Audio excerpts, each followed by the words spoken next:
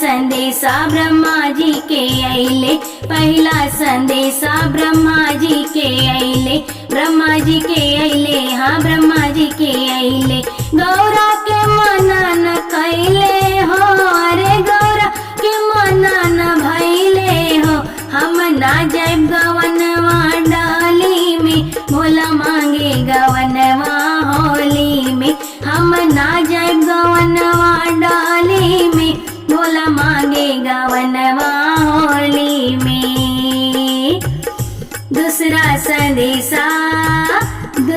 संदेशा राम जी के अइले, दूसरा संदेशा राम जी के अइले, राम जी के अइले, हाँ राम जी के अइले। गौरा के मना न भैले बा, गौरा के मना न कैले बा, हम ना जाइब गवनवा डाली में, भोला मांगे गवनवा होली में, हम ना जाइब गवनवा डाली में, भोला मांगे गवनवा होली में। भोला मांगे गवनवा होली में, शिव मांगे गवनवा होली में।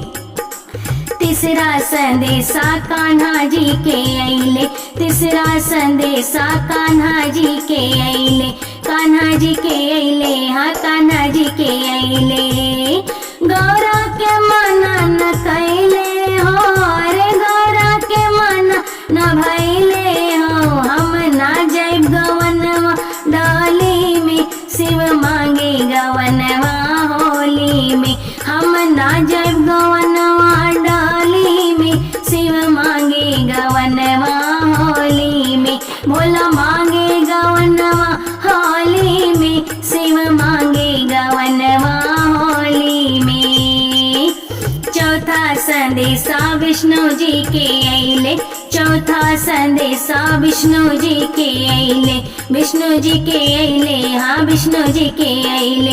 गौरा के मना न कैले हो, अरे गौरा के मना न भैले हो, हम ना जाइब गवनवा डाली में, भोला मांगे गवनवा होली में, हम ना जाइब गवनवा डोली में, भोला मांगे गवनवा होली में, भोला मांगे गवनवा होली में, शिव मांगे गवनवा होली में। पांचवा संदेशा भोला जी के अइले, पांचवा संदेशा भोला जी के अइले, भोला जी के अइले, हो शिव जी के अइले।